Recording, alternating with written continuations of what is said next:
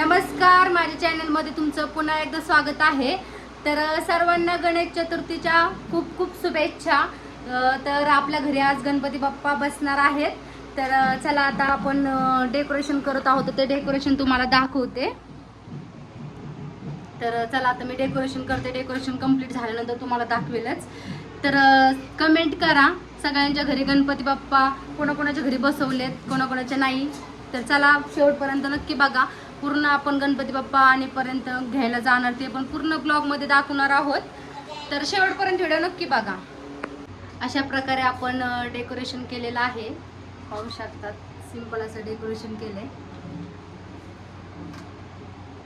तर आता मी आवरते आणि आपण जाणार आहोत गणपती बाप्पा आणण्यासाठी.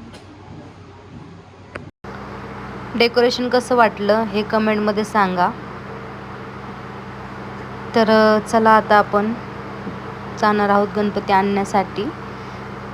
तर माझा मेकअप वगैरे मी तुम्हाला दाखवणार आहे मी तयार झाल्यानंतर. तर फायनली माझा मेकअप झालेला आहे. कशी दिसते मी कमेंटमध्ये नक्की सांगा. आता आपण चाललेलो आहोत गणपती बाप्पांना आणण्यासाठी. डेकोरेशन पण पाहू शकतात, थोडं पडले, आता ते बनवणार आहे परत.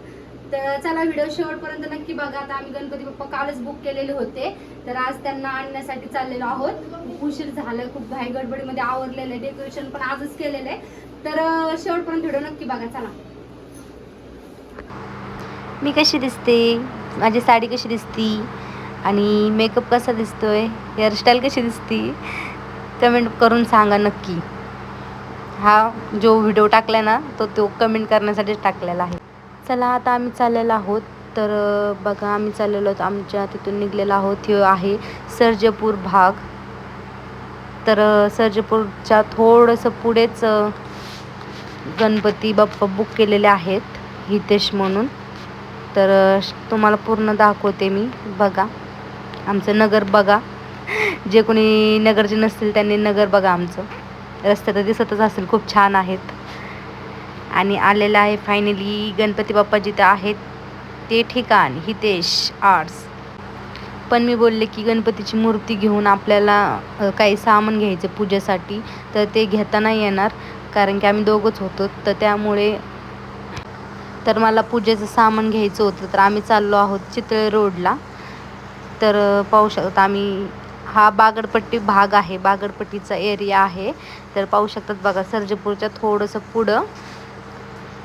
तर आम्ही सरळ सरळ चाललेलो आहोत. बघा मंडळाचे काही काही ठिकाणी गणपती पण बसलेले आहेत आणि काही काही ठिकाणी गणपती बाप्पा यायचे बाकी आहेत. आता हा एरिया बागडपट्टीचा आहे आणि हा चितळे रोडचा. तर पाहू शकतात लोक चितळे रोडला गणपतीचं म्हणजे पूजेचं सामान वगैरे आणि गणपती वगैरे पण इथं विकतात. तर भरपूर लोक इकडेच येतात हे करण्यासाठी, सामान घेण्यासाठी. तर पाहू शकतात बघा, मस्त असं डेकोरेशन सामान पण आहे आणि पूजेचं सामान पण आहे. तर मी तुम्हाला दाखवणारच आहे मी पूजेचं सामान घेते ते. तर काही गणपती बघा विकलेले आहेत आणि काही बाकी आहेत, तर ते घेऊन बसलेले आहेत काका मावशी वगैरे. तर पाहू शकतात. आता मी घेत आहे हार गणपती बाप्पासाठी. तर हा हार माझी आजीने पैसे दिले होते घेण्यासाठी. तिचं काही नवस वगैरे किंवा काहीतरी देवाला द्यायचं असेल तर 51 रुपयाचा मी हार घेतलेला आहे गणपती बाप्पासाठी. आता हार घेऊन झालेला आहे. मी घेत आहे दुर्वा आणि आंब्याची पाने वगैरे घेत आहे. तर बघा, तर तिथे त्या मावशी बसल्या होत्या, तिथंच त्यांच्यासोबत जरा गप्पा वगैरे करत बसले. हे द्या ते द्या, काय लागतं काय नाही लागत. तर ते सांगत होत्या मला की हे पूजेला लागतं ते लागतं. तर मग मी घेतलेलं आहे पूजेसाठी सामान त्यांच्याकडून. तर त्या बोलत होते कापड वगैरे पाहिजे का, लाल वस्त्र गणपतीचा चेहरा झाकण्यासाठी. मी बोलले आणले सोबत आणि घेऊन गेले होते मी. तर बघा आता घेतलेलं आहे. तर ते अजून पण घ्यायचं का म्हणत होते. मला काहीच नाही घ्यायचं, थोडं सामान बाकी होतं ते घ्यायचं आहे. पैसे घेतले आणि निघले. आता मी घेत आहे दुर्वा. बघा दुर्वा, ते काका म्हणतात खूप छान व्हिडिओ काढतायत. आणि आता मी चाललेलं आहे नारळ घेण्यासाठी. तर पाहू शकता खूप गर्दी होती. 3-4 वाजले होते तरी पण लोकांची गर्दी काही कमी होतच नव्हती. आपले लाडके बाप्पा बसवण्यासाठी प्रत्येकाच्या घरी तर गणपती बाप्पा बसलेलेच आहेत आणि काहींच्या घरी नव्हते बसले तर तयारी चालूच होती. तर बघा त्यांनी खूप छान असा छोटासा नारळ द्या बोललेले त्यांना काढून घट भरण्यासाठी गणपती बाप्पाच्या पूजेचा. तर बघा आता घेतलेला एकदम छोटासा नारळ. ते काका पण हसत होते. आणि आता घेत आहे पूजेसाठी फळं. तर व्हिडिओ वगैरे म्हणले की कसे बघतायत ना. तर मी घेतलेला आहे हा वाटा. तो वाटा घेऊन मी अजून बाकी एवढंच राहिलेलं आहे.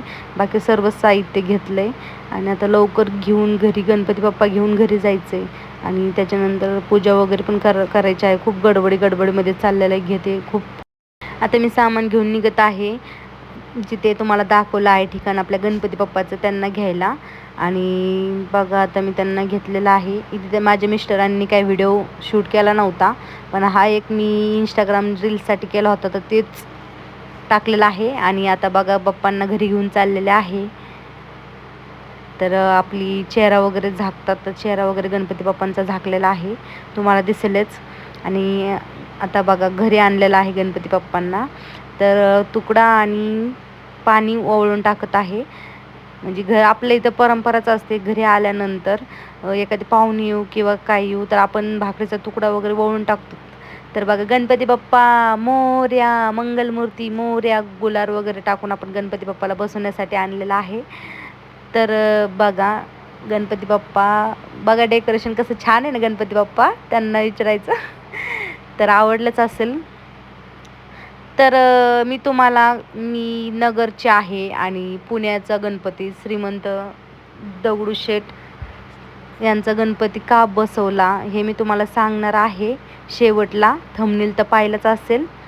तर बघा आता मी पूजा वगैरे करते आणि मग शेवटपर्यंत व्हिडिओ बघा पूजेचा. हे बघा आपले बाप्पा खूप छान आहेत ना, मस्त अशी मूर्ती आहे आणि एकदम शांत निवांत बसलेले आहे.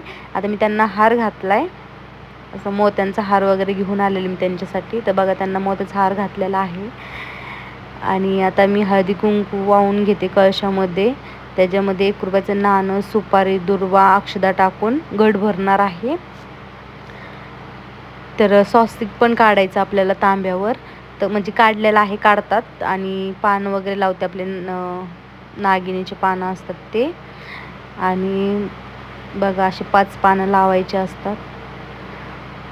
ते तर तुम्हाला माहीतच असेल पण मी केलेलं सांगते. आणि हा नारळ मला समजा ना उलटा सुलटा, मग फायनली बघितला उलटा सुलटा आणि लावलेला आहे. तर बघा आता आपण नारळाची पण पूजा करणार आहोत.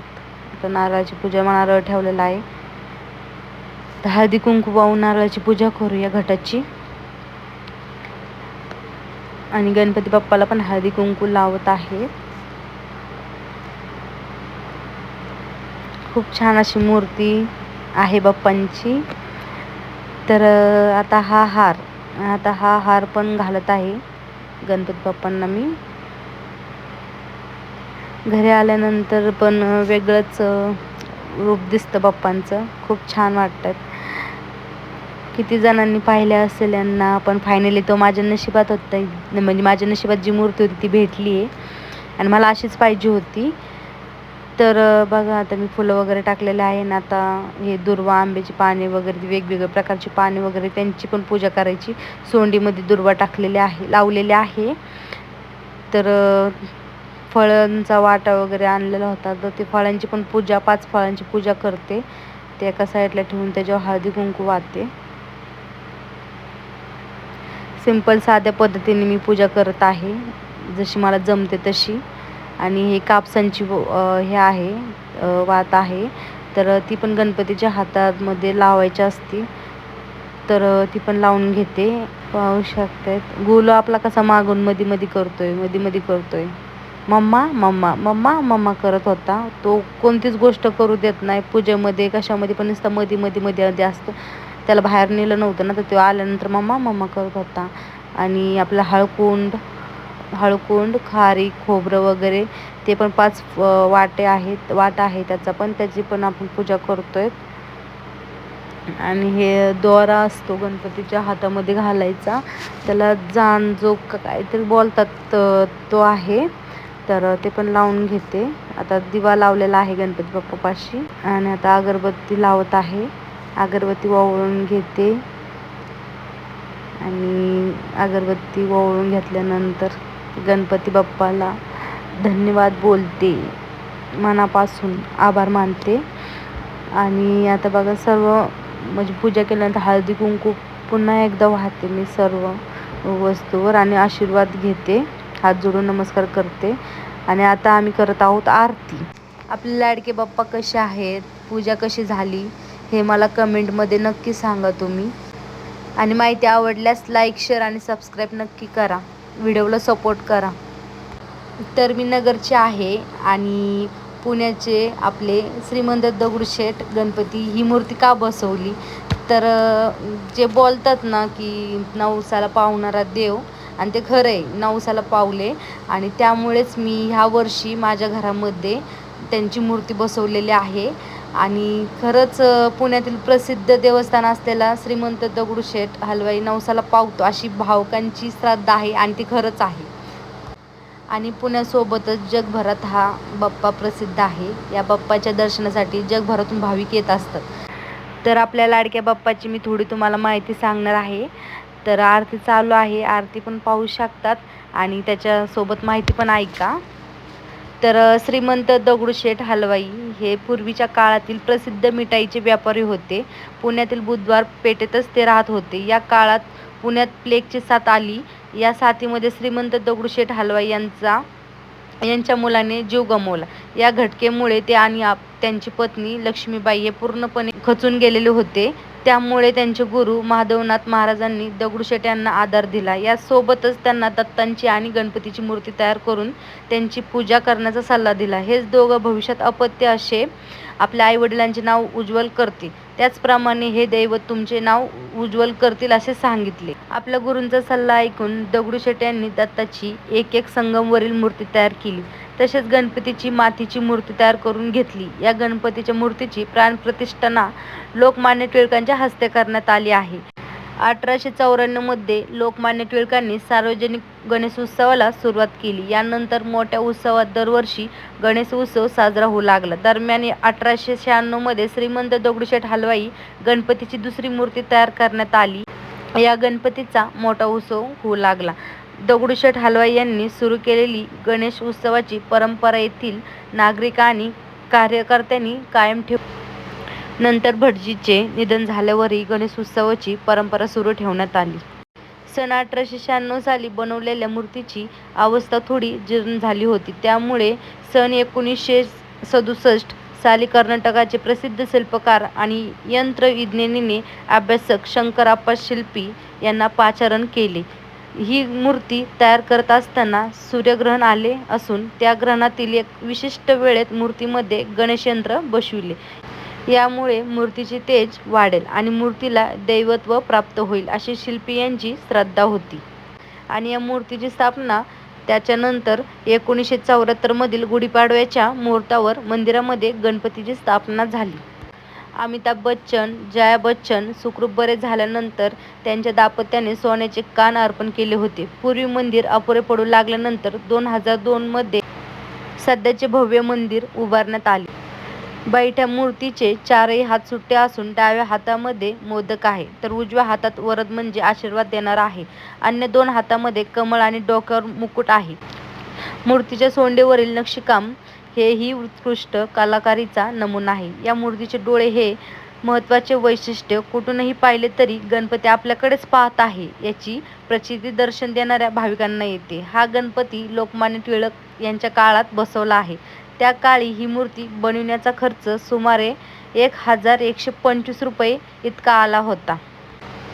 पुण्यातील 5 मानाच्या गणपतीत दगडूशेठ हलवाई गणपती नसले तरी सार्वजनिक गणेश उत्सवात प्रतिष्ठापना करण्यात येणाऱ्या मूर्तीला दैवत्व प्राप्त होण्याचे भाग्य दगडूशेठ गणपतीला लाभले आहे.